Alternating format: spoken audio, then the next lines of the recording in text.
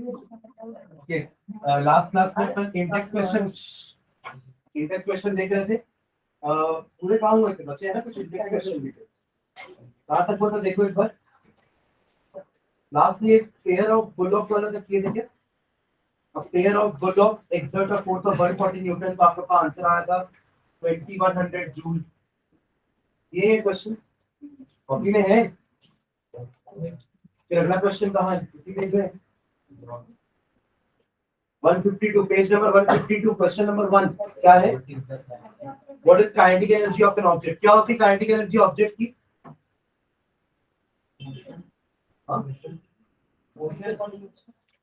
बस मोशन ऐसे लिख के पूरा डिस्क्राइब करो ना सेंटेंस में। It is the energy possessed by a body because of its motion. ठीक है, it is the energy possessed by a body due to its motion भी लिख सकते हैं, बिकॉज ऑफ इट्स मोशन। समझिए, अगर एक पोटेंशियल एनर्जी होता तो क्या लिखते हैं? Because of its position. एक मोशन है और एक पोजीशन। ठीक है, देखो इसका answer. It is the energy possessed due to the motion of the object. It is the energy possessed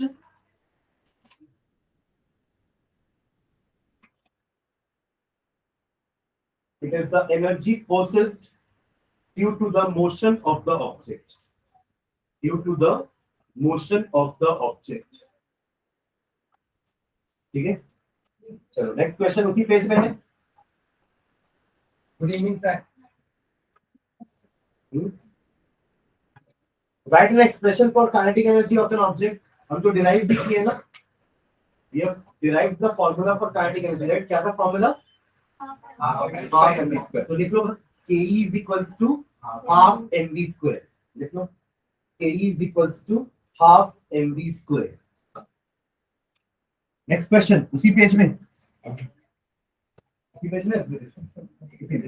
पढ़े question. The kinetic energy of an object of mass m moving with the velocity of 5 meter per second is 25 joule। एक body होगा, उसका मास m है ना, और वो 5 meter per second की speed से चल रही है, तो उसकी काइनेटिक एनर्जी कितनी है? 25 जूल। ओके, आगे what will be it's kinetic energy when its velocity is doubled? तो वेलोसिटी डबल होती है तो क्या होता है काइनेटिक एनर्जी? 4 टाइम्स हो जाती है। स्क्वायर है ना, 2 का स्क्वायर 4, तो 4 टाइम्स हो जाएगा। तो नई एनर्जी कितनी हो जाएगी? पहले 25 है, उसका 4 टाइम्स करेंगे तो कितना होगा? 100। और दूसरा पार्ट क्या बोला है? What will be it's kinetic energy when its velocity is increase 3 times? 3 times का 3 का स्क्वायर 9, 9 टाइम्स बढ़ेगा। 9 भी 25 कितना होता है? 225। 9। ठीक है, इसको लिखते हैं। चलो लिखना, kinetic energy is directly proportional to square of velocity। Kinetic energy is directly proportional to square of the velocity। Square of the velocity। Full stop। Therefore, if the velocity is doubled, therefore, if the velocity is doubled, therefore, if the velocity is doubled,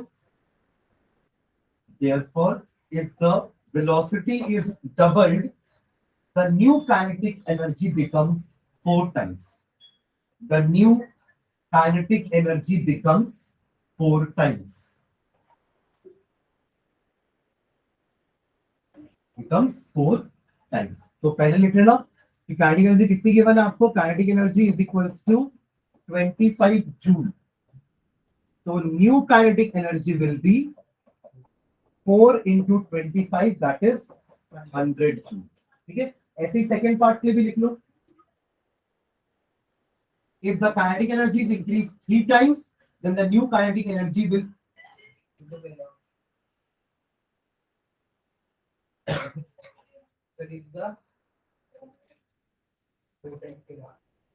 the kinetic energy, when the velocity is increased 3 times, the new kinetic energy will increase by 9 times, make a square।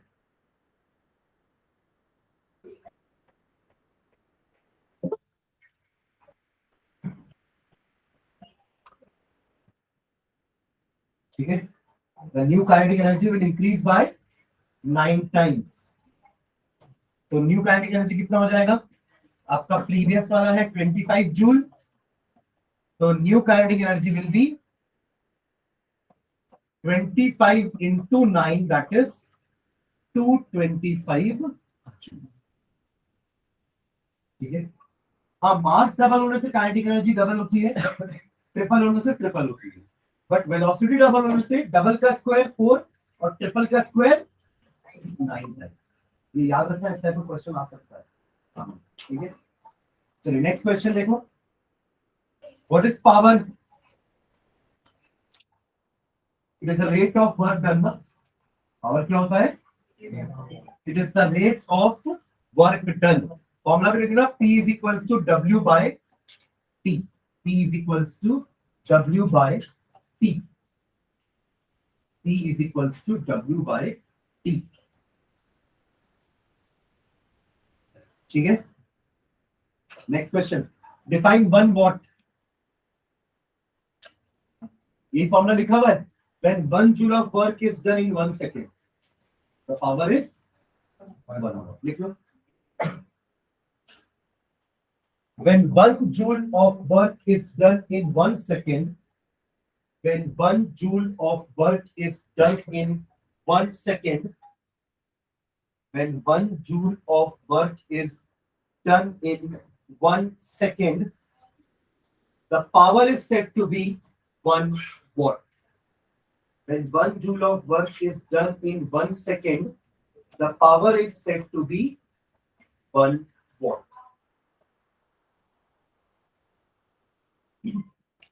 ठीक है, next question पढ़ो। Numerical में देखो, try करो, बनना चाहिए। क्या क्या गिवन है, कम से कम ये बताओ मुझे। पढ़ो पहले। A lamp consumes 1000 joule of electrical energy in 10 seconds. What is the power? क्या क्या गिवन है? टाइम गिवन है 10 seconds। ओके, और 1000 जूल क्या है?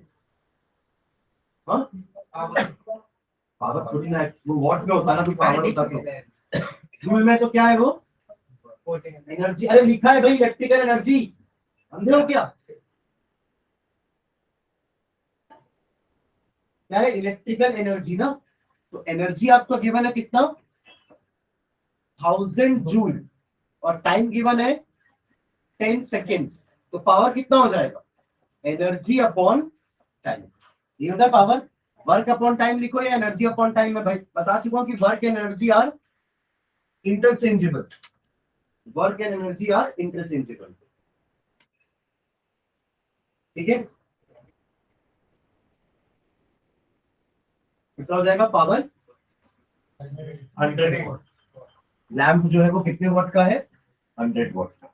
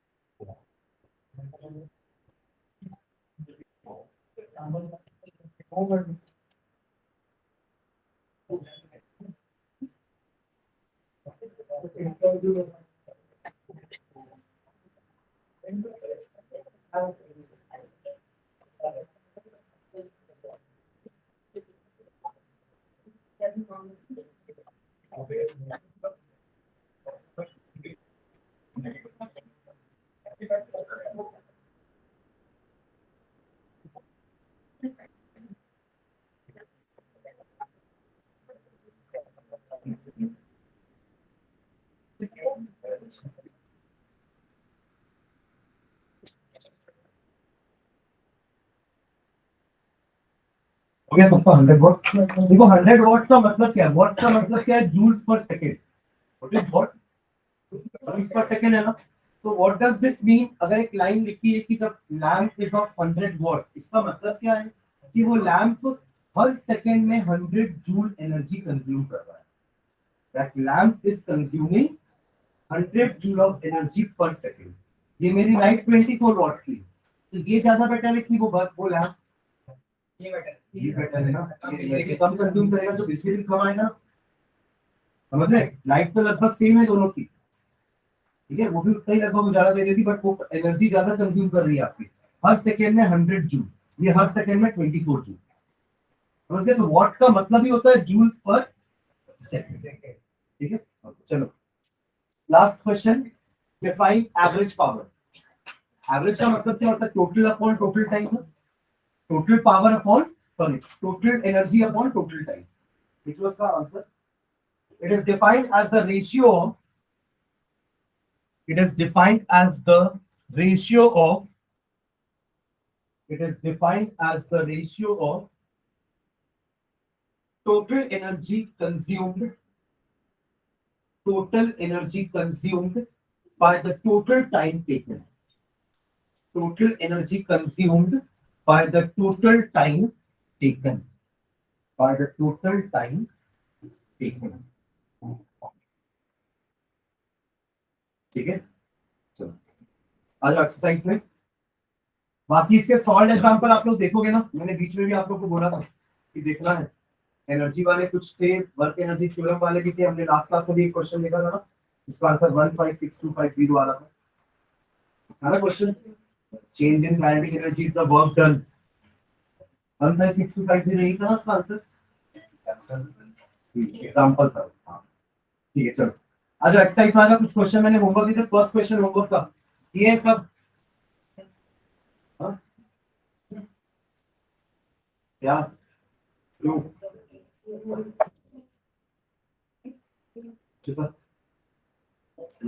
आशुतोष, श्रेयांश, देखिए इधर पृथ्वी नहीं,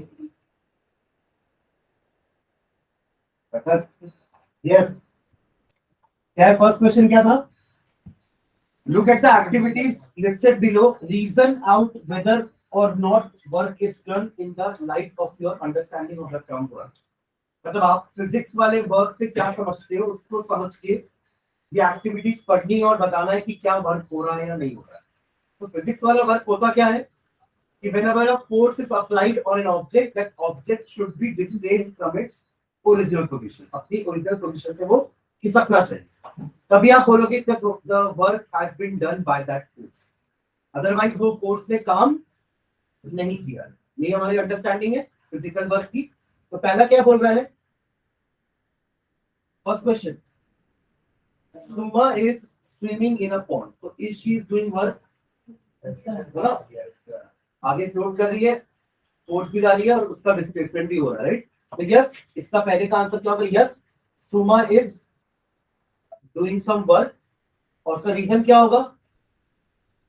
क्योंकि वो वर्क जो फोर्स जो पानी के ऊपर लगा रही है उससे वो आगे जा रही है ना, मतलब फोर्स लग रहा है और उसका डिस्प्लेसमेंट भी हो रहा है, ठीक है?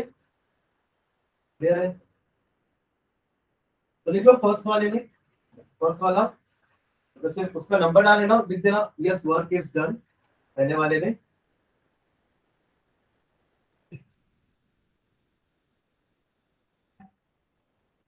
ठीक है, सेकंड देखो, अ donkey is carrying a load on it's back. ये वो पूरी वाले एग्जांपल से आप रिलेट कर सकते हो, है ना? 90 डिग्री पे हो रहा है तो ये आपका नो वर्क इज डन, ठीक है? वैसे भी उससे बोला है कि कैरिंग अ लोड, वैसे चल रहा है ऐसा कुछ बोला नहीं, क्या चल रहा होता तब भी 90 डिग्री हो रहा था, अभी तो डिस्प्लेसमेंट ही जीरो, तो वर्क डन जीरो। और अगर लेके चल भी रहा है तो भी वर्क डन जीरो, क्योंकि उस समय 90 डिग्री, ठीक है? तो अगला देखो, a windmill is lifting water from a well, कर रहा है वर्क ना? That windmill also is doing some, क्योंकि वाटर लेके आ रहा है ऊपर, मतलब that is doing some work against gravity, ठीक है?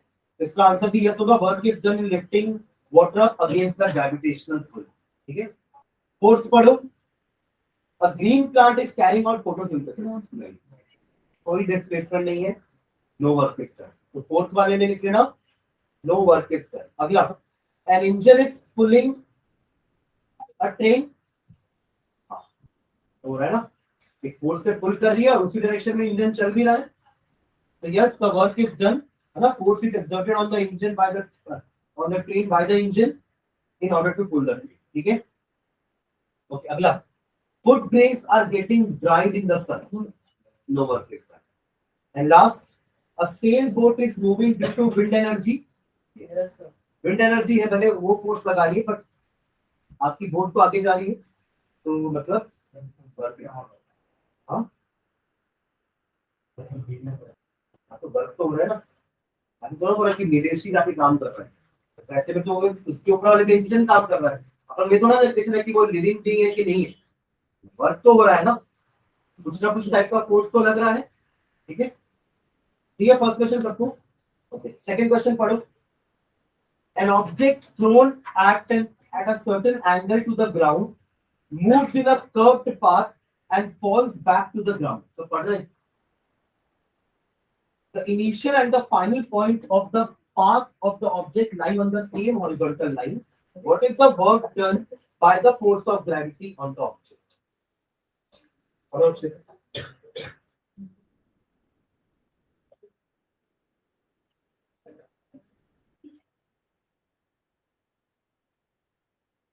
What is the work done by the force of gravity on the object?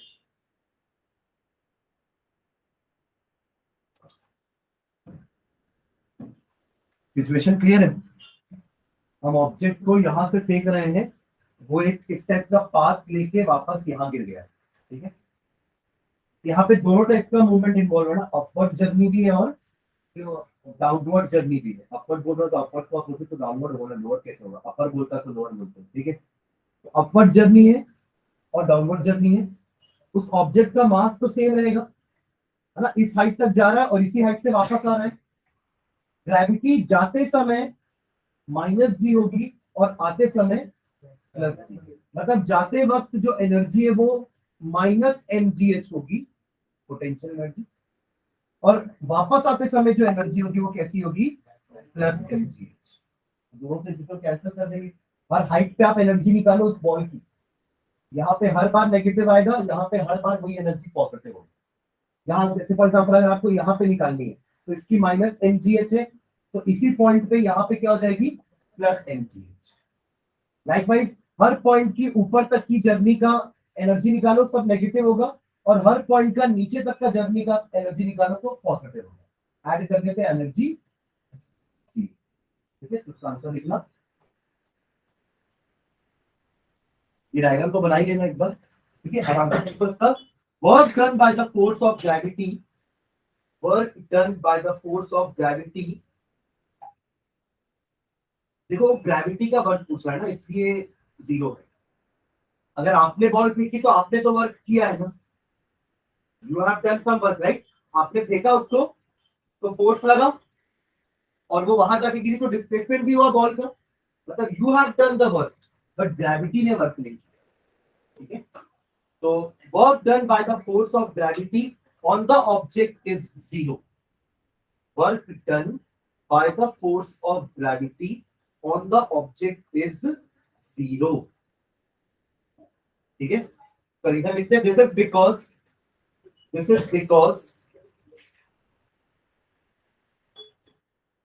is because in the upward journey, this is because in the upward journey,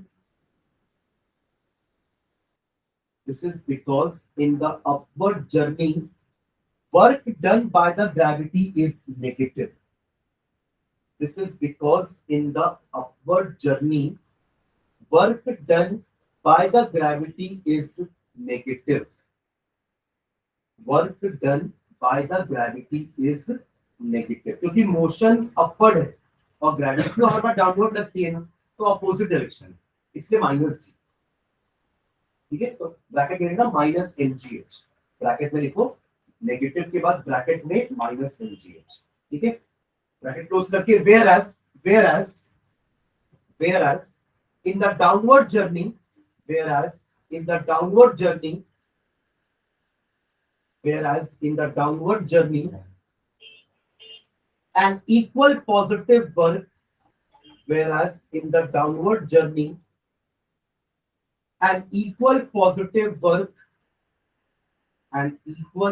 positive work bracket में mgh plus mgh, bracket close, is done by the force of gravity is done by the force of gravity। Therefore, the total work is 0. Therefore, the total work is 0. Therefore, the total work is 0. ठीक है, चलो next question पढ़ो.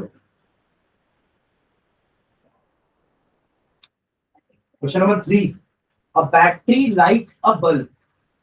Battery से bulb जला सकते हैं ना. तो describe the energy changes involve in the process. क्या क्या हो रहा है बैटरी के अंदर. केमिकल बैटरी के अंदर है जिससे इलेक्ट्रिसिटी प्रोड्यूस हो रही है, तो इलेक्ट्रिकल में चेंज हुआ, और उससे लाइट जल रही है तो लाइट एनर्जी. ठीक है, तो लिखो इसका आंसर. और बल्ब धीरे से गर्म भी तो हो जाता है ना, हीट तो हीट भी. ठीक है, तो लिखो इसका answer. Chemical energy of the battery converts into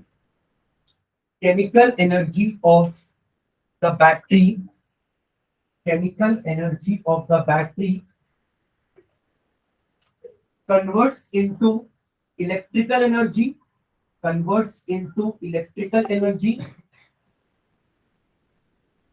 which converts into light and heat energy in the bulb. Which converts into light and heat energy in the bulb. Which converts into light and heat energy in the bulb. Question number 4 homework करके बना दीजिए. Question पढ़ो. Read the question. Certain force acting on a 20 kg mass changes its velocity from 5 to 2 meters per second. Calculate the work done by the force. Again, work energy theorem वाला question नहीं. Work done is equals to change in kinetic energy. निकालो पहले आप दोनों kinetic energy निकालो. दो अलग अलग वेलोसिटी दी हुई है ना, ये ना दो अलग अलग वेलोसिटी. पहला है 5 और फिर है 2. मास तो सेम है, तो दोनों का काइनेटिक एनर्जी निकालो जल्दी से अलग अलग. हाफ एम स्क्वायर और हाफ एम स्क्वायर करके निकालो. ठीक ठीक ठीक, जो बना लिए ठीक है. आंसर वेरीफाई करना, बाकी लोग बनाओ जल्दी से. यहाँ पे u और v क्या क्या है. What is u? Shreyansh 5 meter per second and v 2 meter per second. ठीक है, मतलब गाड़ी रुक रही, चल नहीं रही, एक्सेलरेट नहीं हो रही. क्या हो रही है? रिटार्ड हो रही है. स्पीड कम हो रही है ना, यानी रिटार्डेशन हो रहा है. Sir 30 joule. हाँ 30 जूल. 30 प्लस करना माइनस करना. एक बार चेक करो वापस. 30 जूल किसका आंसर बता रहा है? Sir work done. Initial kinetic. अच्छा नहीं, गलत. एक बार चेक कर. इनिशियल काइनेटिक एनर्जी कितना हो जाएगा? Half M V square. Mass given है कितना? 20 kg.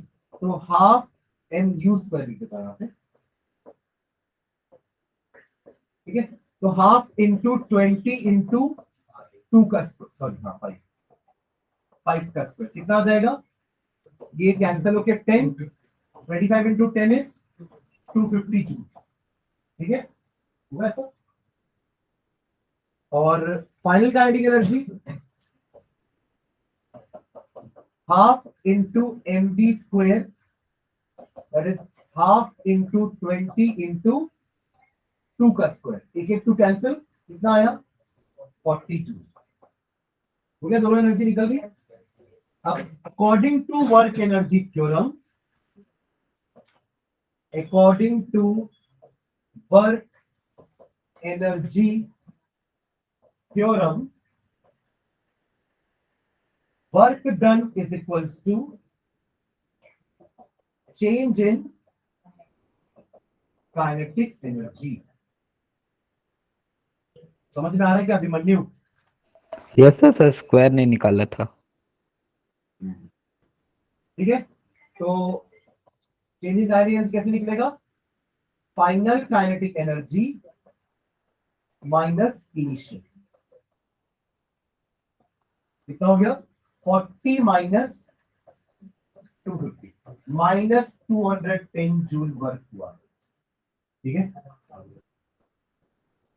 हाँ सही है माइनस नहीं आएगा, ये work done Yes, sir. Resistive वाला है ना, रेजिस्टिव फोर्स लग रहा है, तो वर्क डन भी नेगेटिव है। Negative. एक्चुअली ऐसा हो रहा है, देखो ये गाड़ी आ रही है यहाँ से, है ना, आप उसको अगर रोक रहे हैं तो मोशन ऐसा है, फोर्स ऐसा है, cos 180 डिग्री हो गया ना, cos 180 डिग्री क्या होता है Minus 1. इसमें नेगेटिव वर्क आ रहा है, समझ रहे?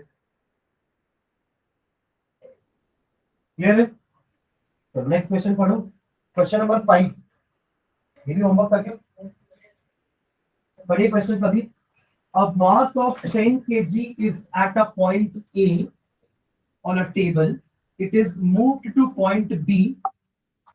If the line joining A and B is horizontal, what is the work done on the object by the gravitational force? आपका काम नहीं पूछ रहा है, का काम पूछ रहा है ग्रेविटेशनल फोर्स का। सिचुएशन कुछ ऐसी है, ये आपका टेबल है, ये टेबल के यहाँ पे टॉप में एक ए पोजीशन पे एक ऑब्जेक्ट रखा हुआ है, इसको आपने झटका देके बी तक पहुंचा दिया, राइट? तो आपने तो कुछ वर्क किया, बट ग्रेविटेशनल फोर्स ने वर्क किया है कि नहीं, हमें ये लिखा है। तो इसमें ग्रेविटी कैसी लग रही होगी और इसका मोशन कैसा है, फॉरवर्ड। एंगल कितना है, तो वर्क कितना होगा, work done by you is something will be there, जितना आप फोर्स लगा रहे हो कितना डिस्प्लेसमेंट है, आपका वर्क नहीं पूछा है ना, इसका वर्क पूछा गया है वर्क डन बाय ग्रेविटी। देखो इसका answer,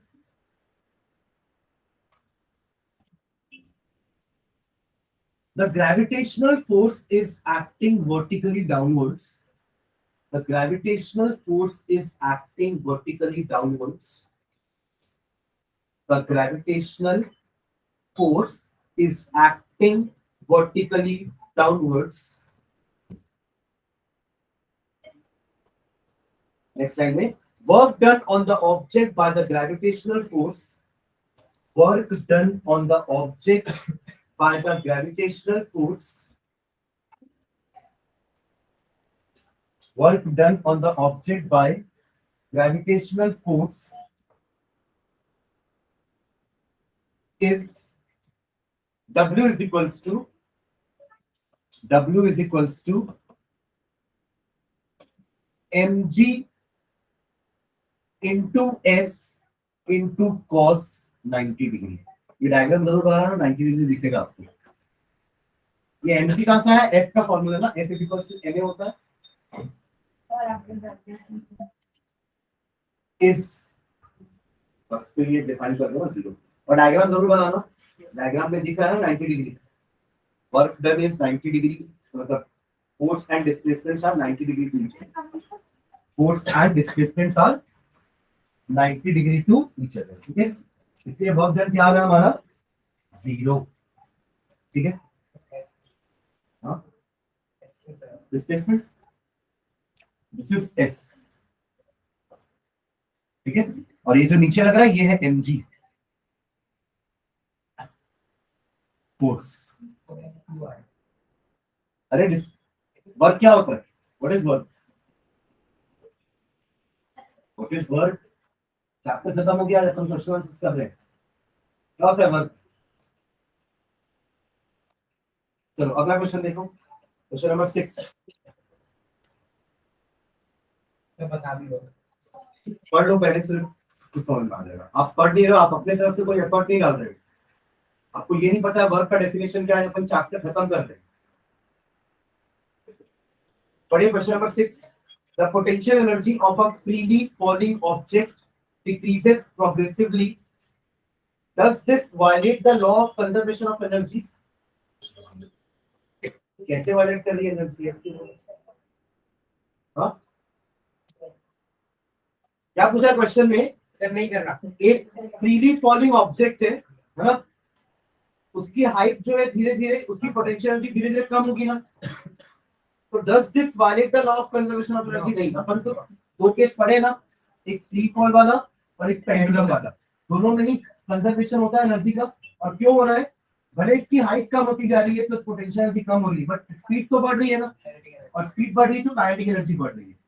when this object was at its maximum height इसकी काइनेटिक एनर्जी 0 थी, पर जैसे ही आपने इसको छोड़ा इसकी पोटेंशियल एनर्जी धीरे धीरे कम हो रही है and the loss in potential energy is equal to gain in kinetic energy. तो लॉस और यहाँ गेन हो गया, तो वो कंजर्व हो रही है। ठीक है, टोटल आप मैकेनिकल एनर्जी हर पॉइंट पे देखोगे तो सेम आ रही है। हमने डिराइव भी किया ना, mgh आ रहा था दोनों जगह पे। ठीक है, ओके, इसका आंसर देखो नो। क्या होगा आंसर?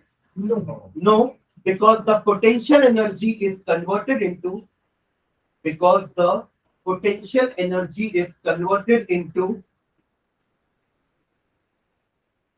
इसका आंसर कोई और बताएगा निश्चियांश को या इसके बारे में?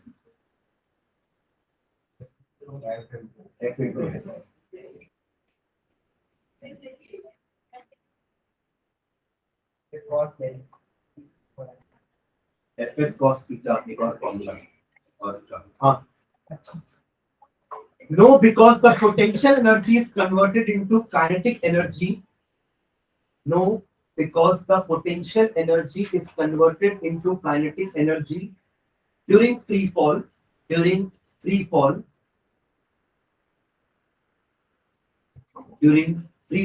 Full stop. Therefore total energy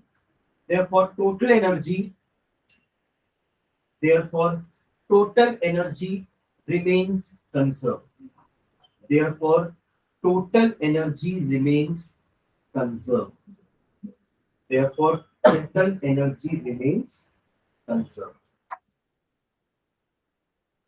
Next question number 7.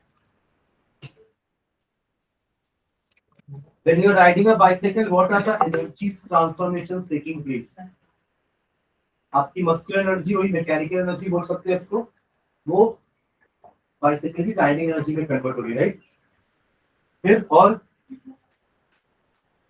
आपका टायर हीट अप हो जाता है ना, और जब चलाओगे साइकिल तो आपका टायर हीट अप भी हो जाएगा क्योंकि इसका उसके और रोड के बीच में फ्रिक्शन हो रहा है, उसके कारण हीट एनर्जी भी हो रही है। बिकॉज़ का answer the muscular energy of the cyclist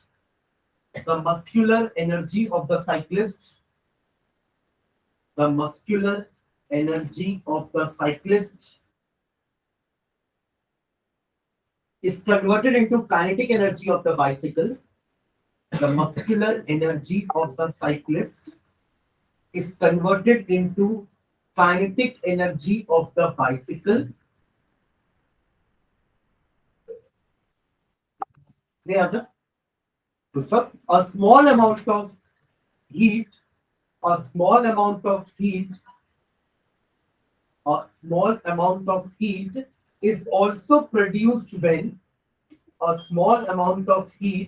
is also produced when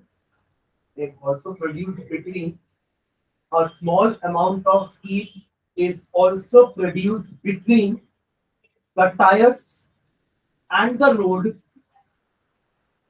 due to friction. A small amount of heat is also produced between the tires and the road because of friction. Clear है answer? हाँ, समझ के लिख रहे हो ना? Next question पढ़ो।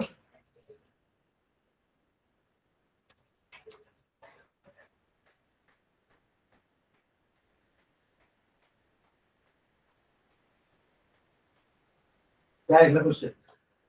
Does the transfer of energy take place when you push a huge rock with all your might and fail to move it?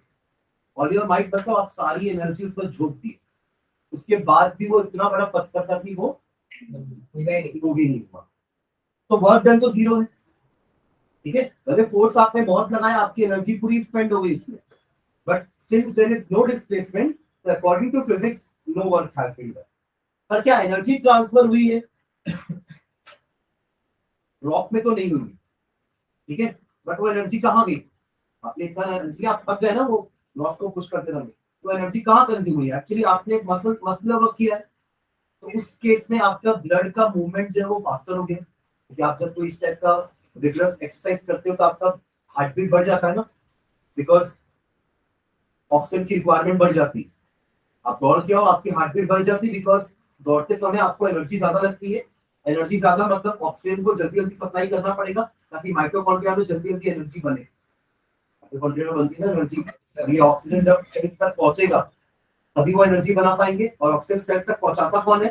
Heart, blood. Blood पहुंचाता है, पर ब्लड को वहां तक पहुंचाता कौन है? हार्ट।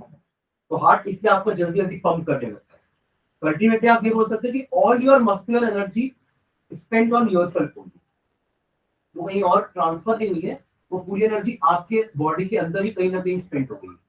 ठीक है, because answer there is no transfer of energy between you and the rock.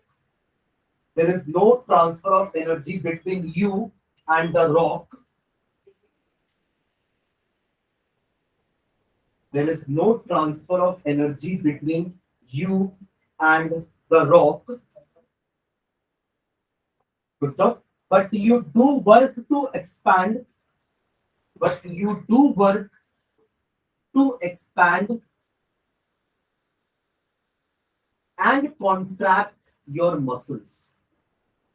But you do work to expand and contract your muscles and to circulate blood and to circulate blood and to circulate blood faster than the normal rate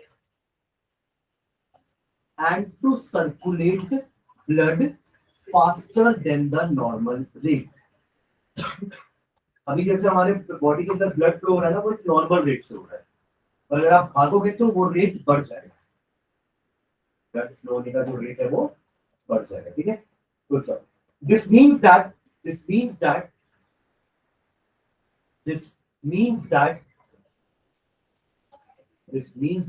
your energy is spent on yourself. This means that your energy is spent on yourself. ठीक है, 9 question छोड़ देना, वो commercial unit वाला question है। Commercial unit मैंने आपको बता दिया था ऐसी शॉर्ट में, वो क्वेश्चन सिलेबस से हट गया ना। किलोवाट आवर हमने देखा था ना, किलोवाट आवर, आप 1 घंटे में कितना किलोवाट एनर्जी या पावर कंज्यूम कर रहे हैं। ठीक है, तो 9 छोड़ देना, 10th में आ जाओ। 10th क्वेश्चन नंबर 10 रीड करो सर, ये भी होमवर्क का।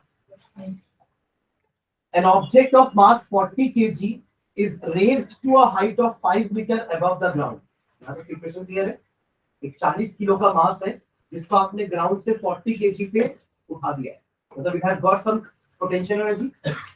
इस ऑब्जेक्ट की कोई ना कोई पोटेंशियल एनर्जी होगी ना, हाइट पे है वो, m into g into h, right? Okay, what is its potential energy? निकल जाएगी m into g into h, कितना आएगा आंसर?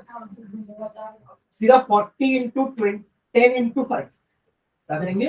पोटेंशियल एनर्जी कितनी होती है? m into g into h। मास कितना दिया है? 40, ग्रेविटी 10 ले लेते हैं और हाइट 5, कितना आ गया ये? 400 into 5 हो जाएगा आपका 2000 जूल। ये तो पहले पार्ट का आंसर हो गया, आया ना? ज्यादा क्लियर है सबको? पक्का? अगला पार्ट क्या बोल रहा है क्वेश्चन में?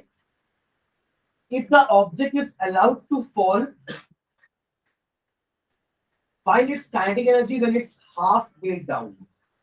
हाफ वे डाउन है मतलब अब उसकी हाइट 5 से 2.5 हो गई, मतलब उसकी पोटेंशियल एनर्जी 2000 से 1000 हो गई। तो जो लॉस हुआ है वही तो काइनेटिक एनर्जी होगा ना। Kinetic energy half way down में 1000। जब तक वो मास, इधर देखना, मान लो वो 40 केजी का मास इस हाइट पे है, तो यहाँ पे काइनेटिक एनर्जी कितनी थी? 0। अभी तक उसने नीचे आना चालू नहीं किया है, काइनेटिक एनर्जी 0 क्योंकि वेलोसिटी 0 है। बट पोटेंशियल एनर्जी अभी आपने निकाली यहाँ पे m into g into h करके, that was coming out to be 2000 joule. ये है ग्राउंड जिससे इसकी हाइट है 5 मीटर्स। अब अगर आपने इसको गिराया और अगर हाफ वे डाउन, यानी कि जब इसकी हाइट 2.5 मीटर है, तो what is the kinetic energy of this body? तो इसकी हाइट 2.5 मीटर है, तो इसकी पोटेंशियल एनर्जी भी पहले से आधी हो जाएगी, दैट इज 1000 जूल। तो जो 1000 जूल कम हुई है एक्चुअली वही इसकी क्या हो जाएगी? समझे? आप चाहो तो वेलोसिटी निकाल सकते हो इस पॉइंट पे और हाफ mv स्क्वायर करके निकाल लो, 1000 ही आएगा। वेलोसिटी निकाल सकते हैं ना तुम उस ऑब्जेक्ट की, v square minus u square is equal to 2gh करके, तो वेलोसिटी निकल जाएगी इस पॉइंट पे। इनिशियल वेलोसिटी 0 है, तो फाइनल वेलोसिटी निकल जाएगी इस पॉइंट पे। फिर हाफ mv स्क्वायर करोगे तो आपको 1000 ही आएगा। ठीक है, चलो इसका आंसर लिखते हैं। देखो, the potential energy of the object is equals to, पहले mgh करके 2000 निकाल लेते हैं। द पोटेंशियल एनर्जी, आप क्वेश्चन लिख रहे हो क्या?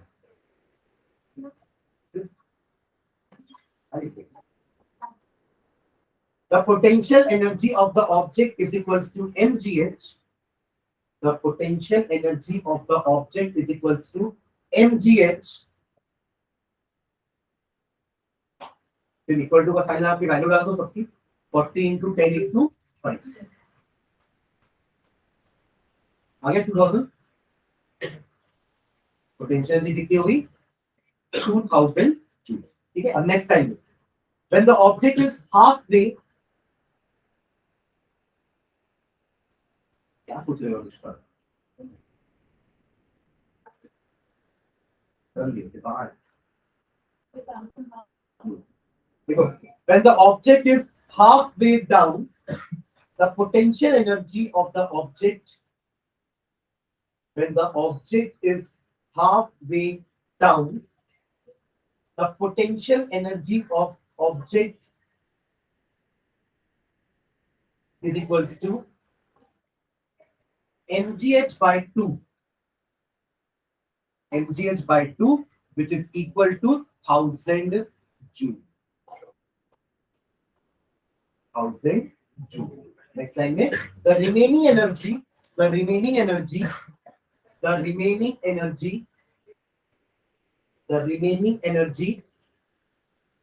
2000 minus 1000 is equals to 1000 joule is the kinetic energy. Is the kinetic energy. Is the kinetic energy. ठीक है, चलो क्वेश्चन नंबर 11 पढ़िए। Question number 11, what is the work done by the force of gravity on a satellite moving around the earth? Justify your answer.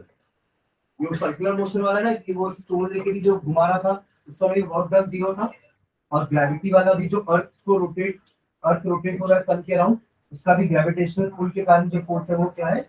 Work जो है वो 0। उसका reason क्या है? कि फोर्स लग रहा है सेंटर की तरफ और वेलोसिटी है टेंजेंशियल। टेंजेंट बनाया था ना हमने, जिस टाइप का फिगर था कि अगर ये आपका ऑर्बिट है, ये अर्थ है, तो इसका सन जो है उसको नीचे की तरफ खींच रहा है, अपनी तरफ खींच रहा है, दैट इज ग्रेविटी, है ना। और इसकी वेलोसिटी का डायरेक्शन है ऐसा, तो 90 डिग्री बन रहा है यहाँ पे, तो that is why the work done by the gravity is 0। ठीक है, ये है वेलोसिटी का डायरेक्शन, ये है फोर्स का डायरेक्शन, विच आर 90 डिग्री। ठीक है, इसको डिस्प्लेसमेंट नहीं बोल सकते हो। ठीक है, तो लिखो इसका answer 0 since the angle between the force of gravity, since the angle between the force of gravity on the satellite बोला ना, अर्थ नहीं बोला, अर्थ के अराउंड सैटेलाइट, मैं सन के अराउंड अर्थ बता दिया, ठीक है।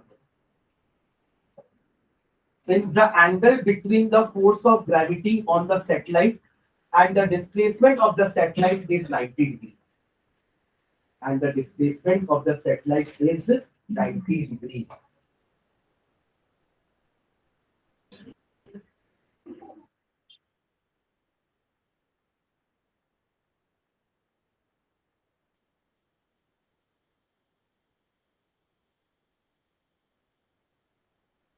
ठीक है, the angle between the force of gravity on the satellite and the displacement of the satellite is 90 degree, therefore work done is 0. Therefore work done is 0. Therefore work done is 0. So next question,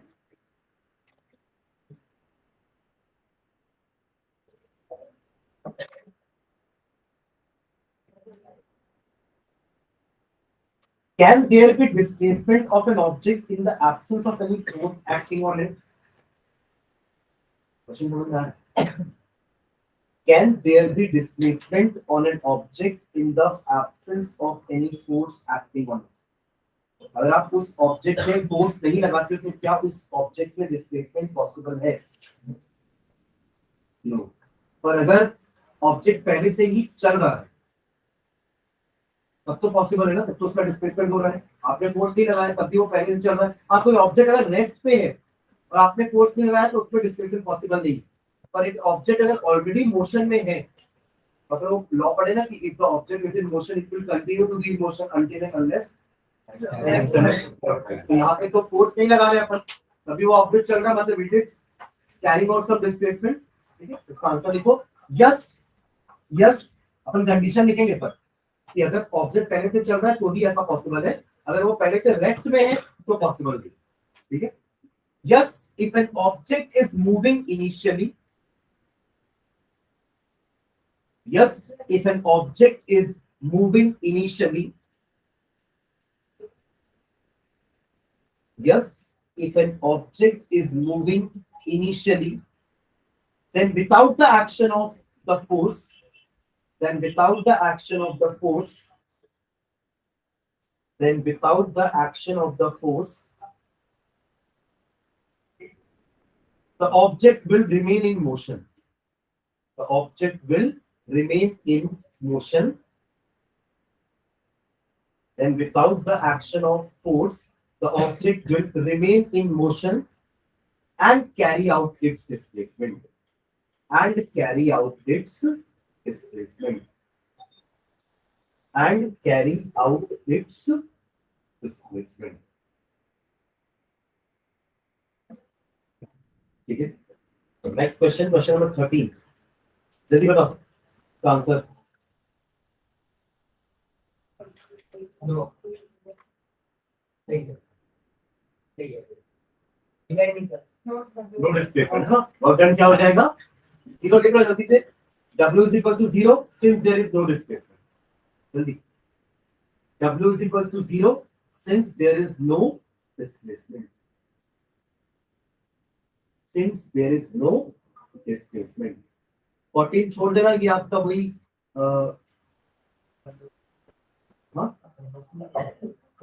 आप commercial में 15 अपन pendulum का लिख चुके हैं पुराना, इसमें पैसे नहीं लिखवा रहा हूँ। यार क्वेश्चन पढ़ लो बस आप लोग। Illustrate the law of conservation of energy by discussing the energy changes which occur when we draw a pendulum bob to one side and allow it to oscillate. Why does the bob eventually come to rest? क्योंकि air friction है ना, Bob हमेशा चलता थोड़ा रहेगा। अगर आपने यहाँ से एक बॉब को छोड़ा, यहाँ पे उसका थ्रेड है ऐसा टंगा हुआ है, आपने इसको छोड़ा तो ये कुछ देर तक ही ऐसा ऐसा कर पाएगा ना। अगर आप और फोर्स नहीं लगा रहे तो कुछ देर तक ही चलेगा, फिर इवेंचुअली ये एक टाइम आएगा जहाँ पे रुक जाएगा ना। तो कारण क्या है? Air friction, air drag. जब वो यहाँ जा रहा है तो उसको एयर खींच रही है इधर, जब वो इधर आ रहा है तो एयर उसको उधर खींच रही है, ड्रैग हो रहा है, फ्रिक्शन। जैसे हमारा सॉलिड बॉडी में फ्रिक्शन होता है ना, ऐसी एयर में भी फ्रिक्शन होता है, लिक्विड में भी फ्रिक्शन होता है, फ्लूइड में भी। तभी तो स्ट्रीमलाइन बॉडी बनाई जाती है ना। एरोप्लेन की बॉडी सामने से ऐसी क्यों है?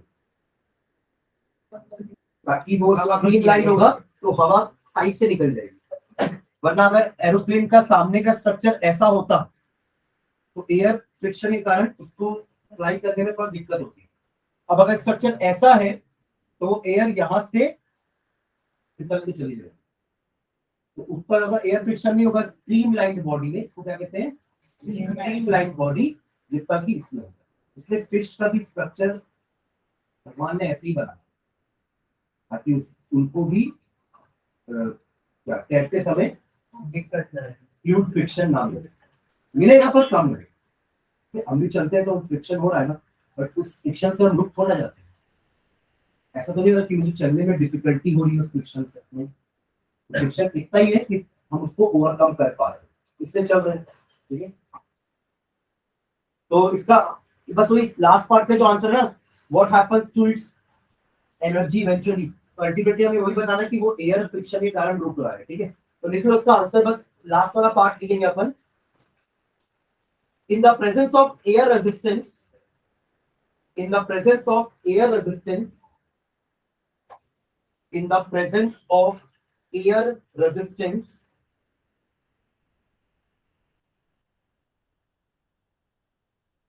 some energy of the bulb is used up. Some energy of the bulb is used up in displacing air. In displacing air, some energy of the bulb is used up in displacing air, and therefore its energy goes on decreasing. And therefore its energy goes on decreasing. And therefore its energy goes on decreasing. And ultimately it will stop. Therefore its energy goes on decreasing, and ultimately it will stop. Ultimately it will stop. वो energy का हुआ क्या? It is transfer to air molecules. Air molecule की speed बढ़ जाएगी ना. जहां Bob जा रहा था वहां के एयर मॉलिक्यूल तेजी से भाग रहे हैं क्योंकि उनको धक्का दे रहा है ना. तो फुल स्टॉप की एक लाइन और लिखना.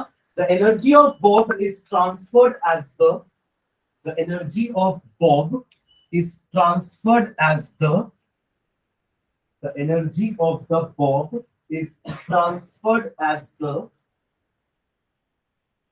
kinetic energy of air molecules. Is transferred as the kinetic energy of air molecules. Energy of bulb is transferred as the kinetic energy of air molecules. Okay. Next question पढ़ो. Question number 16. An object of mass m is moving with a constant velocity v. याद हो तो ठीक है, mv. How much work should be done on the object in order to bring the object to rest? अगर एक body है, उसका मास m है, उसकी वेलोसिटी v है, तो उसकी काइनेटिक एनर्जी कितनी होगी? इतनी एनर्जी से मूव कर रहा है. अब आपको अगर वर्क करना है तो इतना ही एनर्जी लगानी पड़ेगी, तब वो रुकेगा. अभी तो जीरो होगा ना. आप इतना एनर्जी से वो बॉडी ट्रैवल कर रही है, अगर आपको उसको रोकना है तो इतनी एनर्जी अप्लाई करनी पड़ेगी ऑपोजिट डायरेक्शन. तब दोनों कैंसिल आउट होकर जीरो हो जाएंगे. तो रिवर्स में the kinetic energy of the object is half mv square. The kinetic energy of the object is half mv square. The kinetic energy of the object is half mv square. Stop. When the object comes to rest, when the object comes to rest, when the object comes to rest, comma, the kinetic energy becomes zero. When the object comes to rest, the kinetic energy becomes zero. है ना? और ऐसा तभी होगा जब work done भी इतना ही करोगे उसको रोकने के लिए. तब तो minus half mv square minus half mv square will be equal to 0. ठीक है. तो full stop. Therefore work required to be done is half mv square. Therefore work required to be done is half mv square. To be done is half mv square. ठीक है. Question number 17 homework का या आप लोग try करना है ना. आपको उस तार का मास दे दिया है, m दे दिया है, v दे दिया है, हाफ mv स्क्वायर करना, that will be the kinetic energy. वही वर्क डन होगा. जैसे भी वाले क्वेश्चन था ना. अब ये पूछ रहा है कि एक गाड़ी है 1500 kg की जो 60 किलोमीटर पर आवर की स्पीड से चल रही है, तो उसकी कुछ ना कुछ काइनेटिक एनर्जी होगी. अब उसको रोकना है तो उतना ही काम करना पड़ेगा, तब जाके वो रुकेगी. इसी क्वेश्चन जैसा है. पर इसमें वैल्यू m और v दिया था. यहाँ पे m की जगह 1500 kg दिया है और v की जगह 60 किलोमीटर पर आवर दिया. बस एक काम करना पड़ेगा इसमें, क्या? Unit change.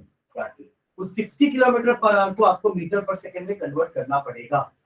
अगर आप सीधा 60 के लेके चले तो आंसर गलत आएगा. ठीक है. उसका आंसर आएगा क्या? आंसर जो बनाए 208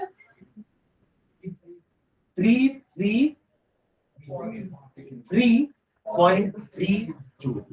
ये फाइनल आंसर आएगा। ठीक है, करना हाफ एम वी स्क्वायर ही है, बस वेलोसिटी को मीटर पर सेकंड में कन्वर्ट करके स्क्वायर करना।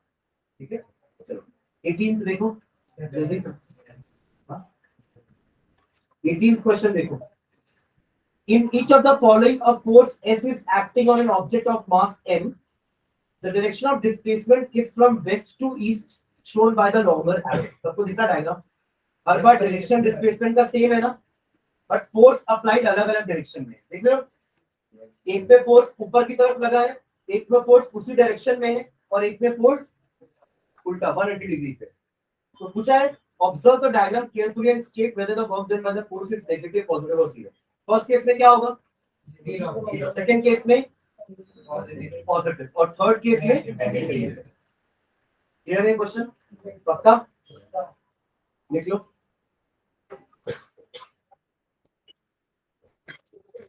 केस 1 में work done is equal to 0। Case 1 W is equal to 0।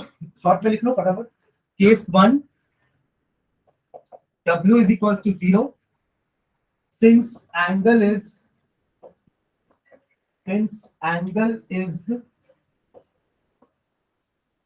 90 degree. Case 2, work done is positive since angle is 0 degree, cos 0 is equals to 1. And case 2, work done is negative since angle is 180 degree and cos 180 कितना होता है? Minus. ठीक है, तो जिनका ये हो जाएगा क्वेश्चन नंबर 19 पढ़ना। 20 आउट ऑफ सिलेबस है और 21 जल्दी करते हैं, 2 मिनट में हो गया सबका। पढ़े question number 19। Sony says that acceleration in an object could be 0 even when several forces are acting on it. Do you agree with her? Acceleration 0 बोल रही है when several forces are acting on it. Yes sir. हो सकता है अगर forces opposite direction से लग रहे हो, रिजल्टेंट फोर्स 0 होता है। अगर एक ऑब्जेक्ट है मान लो ये, और इसके ऊपर यहाँ से एक फोर्स लग रहा है, यहाँ से भी लग रहा है, यहाँ से भी, और इस सबका मैग्नीट्यूड सेम है। मान लो 10 न्यूटन यहाँ से, 10 न्यूटन यहाँ से, तो क्या ऑब्जेक्ट मूव करेगा? This is the case of balanced force, याद है, जहां पे रिजल्टेंट फोर्स 0 है, इसलिए बॉडी मूव नहीं करेगी, तो एक्सेलरेशन भी 0 ही होगा। लिख लो इसका answer. Yes this can happen when, yes this can happen when, yes this can happen when the several forces acting on an object, yes this can happen when the several forces acting on an object, when the several forces acting on an object produce a zero resultant force, produce a zero resultant force। ठीक है, produce a zero resultant force as in the case of balanced forces। ये भी लिखना है, याद रहेगा, as in the case of balanced forces। पढ़ते थे अपन फोर्स वाले चैप्टर में, बैलेंस एंड अनबैलेंस्ड फोर्स, है ना, as in the case of balanced forces। चलो last question 21। A freely falling object eventually stops on reaching the ground. What happens to its kinetic energy? Kinetic energy 0, but वो convert हो गया Potential। वाह, ground में convert, ground में गिरी तो कैसे potential होगी? ये गिरी है ना, क्या हुआ? तो क्या कुछ आया, साउंड आया? लिख लो, the kinetic energy changes into sound. और अगर कोई ऑब्जेक्ट बड़ा होगा ना, जिससे फ्रिक्शन भी होगा, तो हीट एनर्जी भी होगी। तो दोनों लिखना। हाँ नहीं आएगा, और हर ऑब्जेक्ट के लिए ऐसा नहीं बोल सकते, अपन एक जनरलाइज स्टेटमेंट बोल सकते हैं। ठीक है, हाँ लिख लो, ऑब्जेक्ट की जगह तो the kinetic energy converts into, heat कैसे होगा? अरे वो फ्रिक्शन से घिसाएगा ना नीचे, जब वो ग्राउंड में गिरेगा तो उसके और ग्राउंड के बीच में फ्रिक्शन होगा ना, जब गिरेगा तो गर्म हो जाएगा सब कुछ। ठीक है, the kinetic energy gets converted into sound and heat energy, sound and heat energy. ठीक है, जब से चैप्टर खत्म होता है संडे को इस चैप्टर का टेस्ट हो जाएगा वर्क एनर्जी का। Yes, sir. क्या था वो तो क्लास है ना।